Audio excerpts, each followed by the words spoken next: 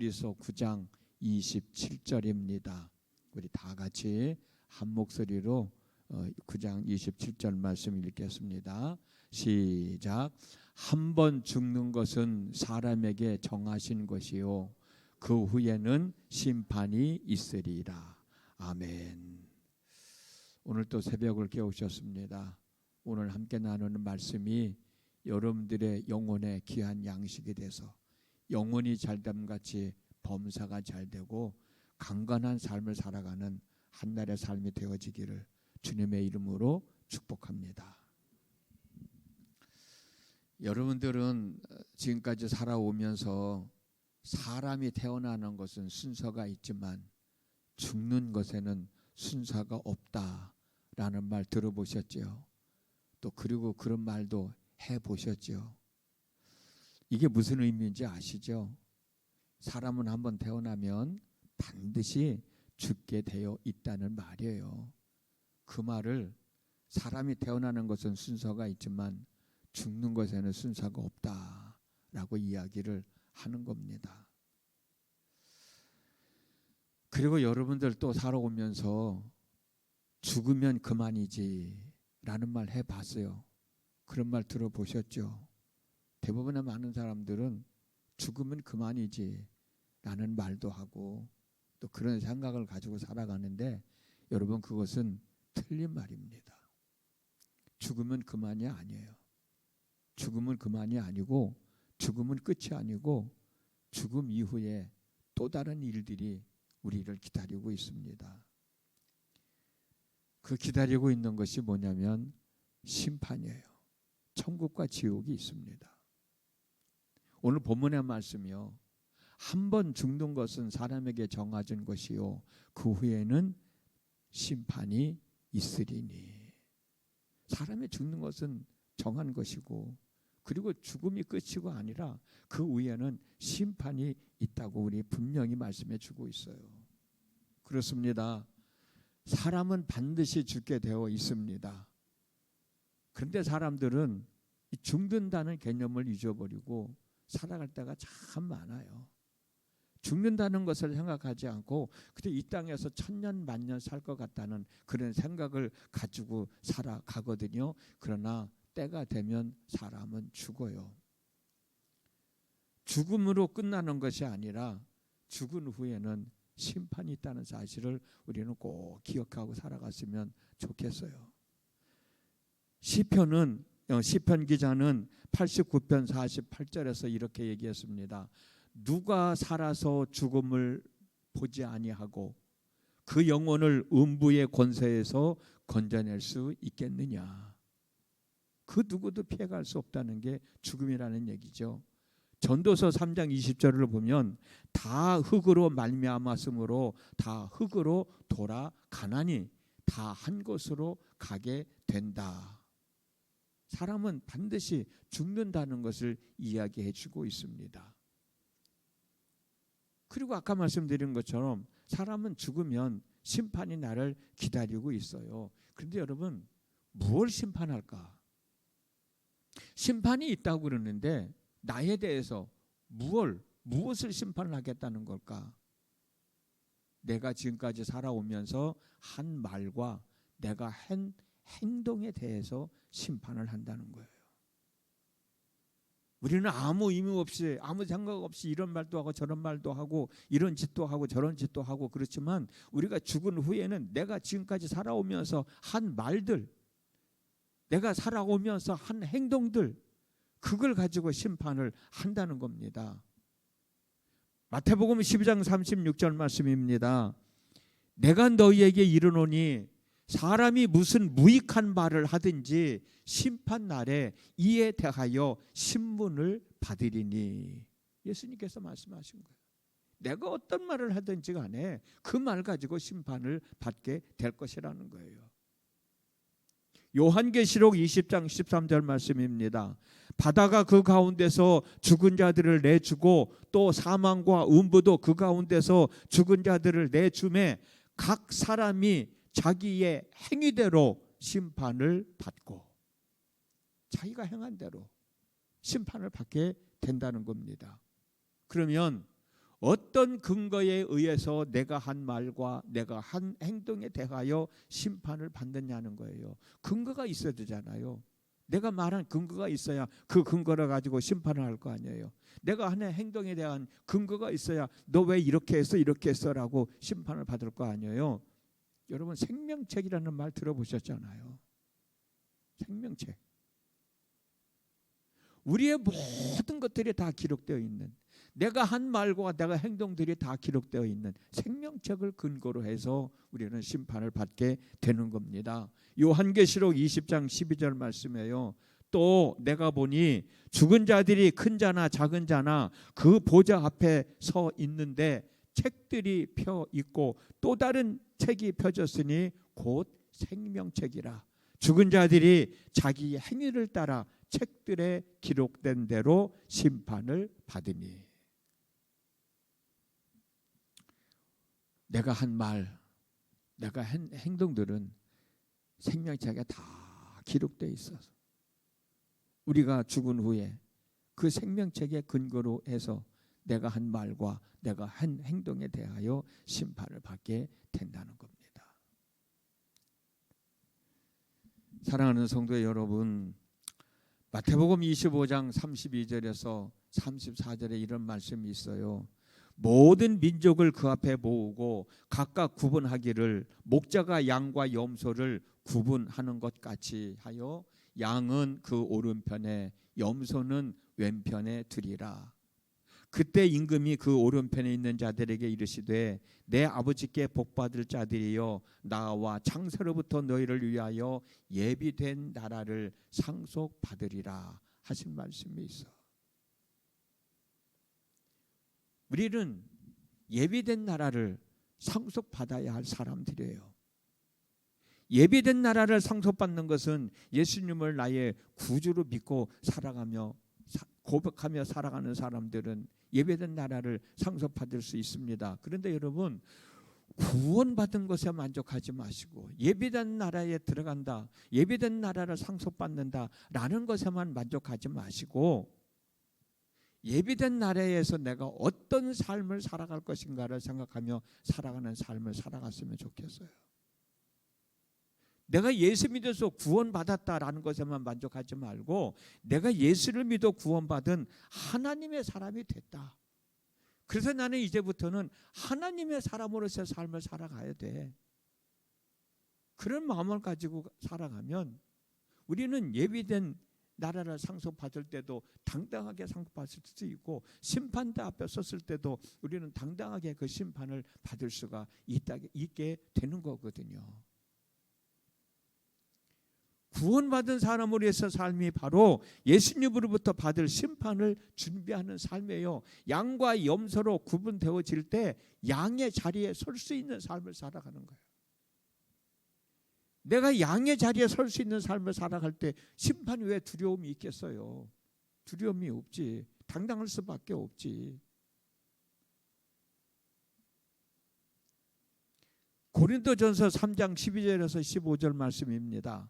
만일 누구든지 금이나 은이나 보석이나 나무나 풀이나 짚으로 이 터 위에 세우면 각 사람의 공적이 나타날 터인데 그날의 공적을 밝히리니 이는 불로 나타내고 그 불이 각 사람의 공적이 어떠한 것을 시험할 것임이라. 만일 누구든지 그 위에 세운 공적이 그대로 있으면 상을 받고 누구든지 공적이 불타면 해를 받으리니 그러나 자신은 구원을 받되 불 가운데서 받는 것 같으리라.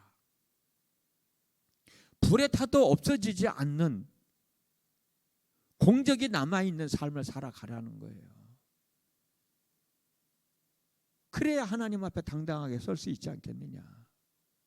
내가 예수를 믿어서 구원받은 사람으로서 삶을 살아가는데 불에 타도 타지 않는 공적이 남아있는 삶을 살아가라. 그래야 예비된 날에도 당당히 들어갈 수 있고 심판대 앞에서도 당당히 설 수 있다는 거예요. 불에 타고 없어지는 그런 삶을 살지 말라는 거예요. 내가 예수를 믿었기 때문에 공적이 남아 있지 않아도 구원을 얻지만 그 구원은 불 가운데서 얻는 부끄러운 구원이라는 거예요. 부끄러운 구원을 얻지 말고 공적이 남아있는, 상급을 받을 수 있는, 심판대 앞에 당당히 설 수 있는 구원을 얻는 삶을 살아가라고 바울은 우리에게 말씀해 주고 있는 거예요. 우리가 이 세상에서의 삶도 잘 살아가야 되겠지만 천국에서 살아가야 할 삶, 죽은 이후에 심판받는데 두려움이 없을 만큼 당당할 삶, 예수님께서 양과 염소로 구원을 할 때 양의 자리에 설 수 있는 삶, 불 가운데서도 공적이 남아 있어서 상급받을 수 있는 삶, 그런 삶을 살아가라고 오늘 우리에게 말씀해 주고 있는 겁니다. 사람이 살아간다가 죽는 것은 정한 이치고 그 후에는 심판이 있다고 말씀하셨으니 우리는 거기에 대비하는 삶을 살아가야 되지 않겠냐는 거죠. 여러분 스스로 생각해 보십시오. 내가 그 삶을 좀 잘 살아가고 있다고 생각하는지. 시편 36편 2절을 보면 사람들은 자기밖에 모르기 때문에 자기가 하는 일들이 다 잘하고 있다고 살아간다고 이야기하고 있어요. 여러분들도 그런 사람들과 같이 내가 잘하고 있다고, 잘 살아가고 있다고 생각하고 계시나요? 아무리 내가 잘 살아간다고 있다고 생각을 하더라도 사실 나 자신의 삶을 자세하게 들여다보면 부끄러운 것이 너무나도 많습니다. 잘못 살아가고 있는 것들이 너무나도 많이 있단 말이에요. 잘 살아가고 있다고만 생각하지 말고 잘못 살아가고 있다는 사실도 깨닫고 그 잘못 살아가고 있는 것을 올바른 삶을 살아가기 위하여 애쓰고 노력하는 삶이 필요하지 않느냐는 거예요. 잘못 살아가고 있다는 것을 깨달았을 때는 회개해야죠. 돌아서야죠. 돌아서면 어제의 삶보다 오늘의 삶을 더 잘 살아갈 수 있어요. 오늘의 삶보다 내일의 삶을 더 잘 살아갈 수 있어요. 오늘보다 내일의 삶을 더 잘 살아가고 있다고 하면 참으로 귀하고 복 있는 삶을 살아가는 사람이죠. 우리는 심판하실 예수님으로부터 멀리 떨어져 있어서 살아가면 안 돼요. 항상 예수님 곁에 있어서 그 예수님이 하시는 말씀을 듣고 그 말씀을 순종하며 살아가야 돼요.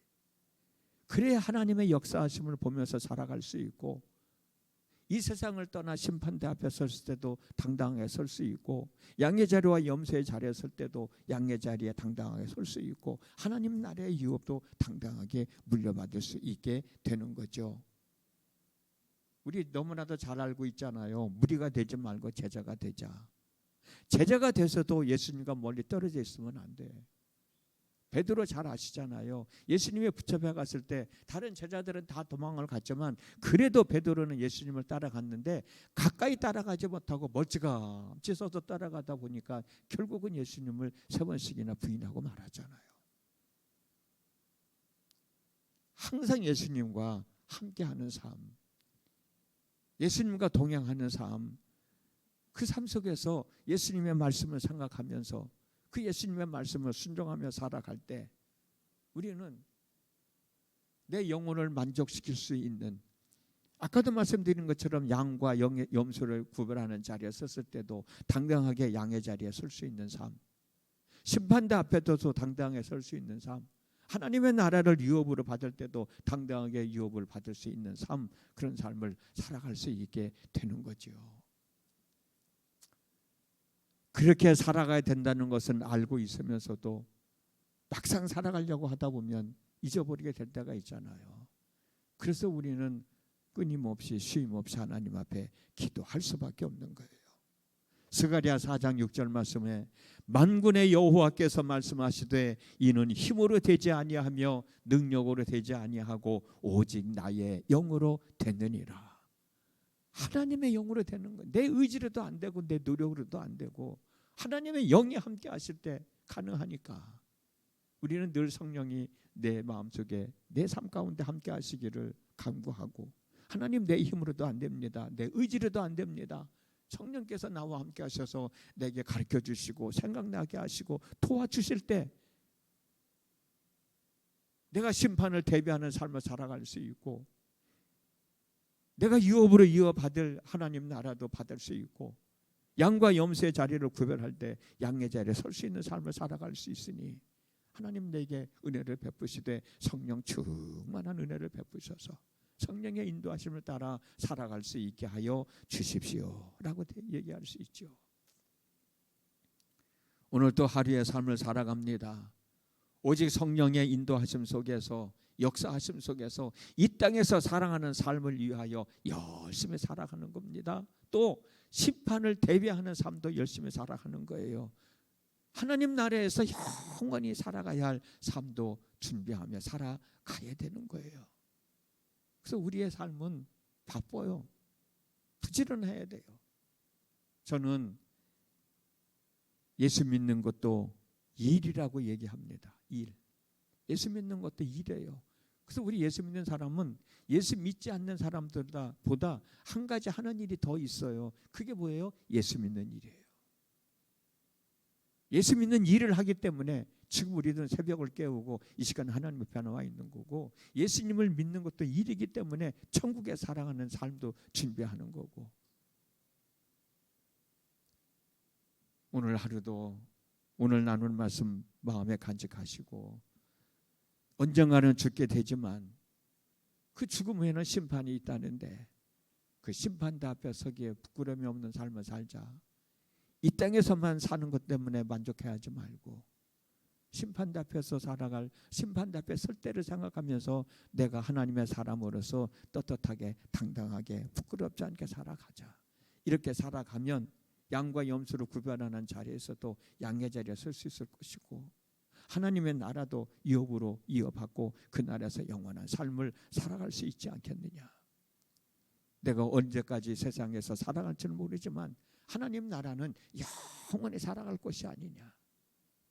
그런 마음가짐을 가지고 그것을 바라보면서 오늘 또 하루의 삶을 잘 추스려 나가면 여러분 모두의 삶이 되어졌으면 정말 좋겠습니다.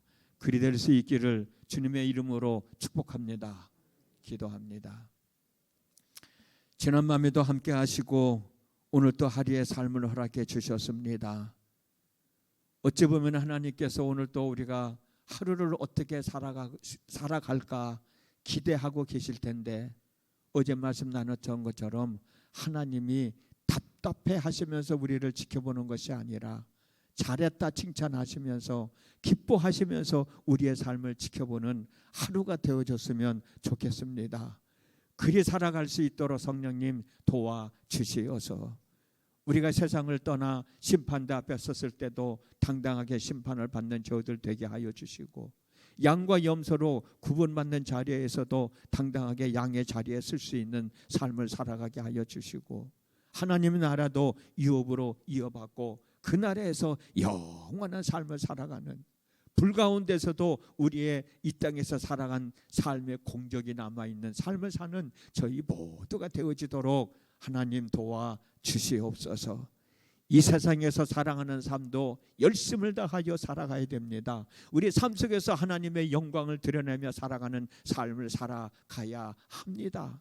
그리고 세상을 떠나 후에도 우리는 내가 감당해야 할 모든 일들을 감당할 수 있을 만큼 당당한 삶을 살아가야 합니다. 열심히 살아가야 됩니다. 부지런히 살아가야 됩니다. 오늘도 그렇게 살아갈 수 있도록 성령님 도와주시옵소서. 이 시간도 하나님 앞에 기도하기 위해서 새벽을 깨웠습니다. 때를 따라 돕는 은혜의 보좌 앞에 나와 싸우니 저희들 발걸음이 헛되지 아니하도록 저희들의 기도를 들으시고 응답하여 주시어서 하나님의 사람으로서의 삶을 잘 추스리며 살아갈 수 있게 하여 주시옵소서. 하나님의 영광을 드러내며 살아가는 삶이 되게 하여 주시옵소서. 하나님이 보시기에 답답한 삶이 아니라 하나님이 행복해 하실 수 있는 삶을 사는 참 믿음의 권속들이 되게 하여 주시옵소서. 예수님의 이름으로 기도드렸습니다. 아멘.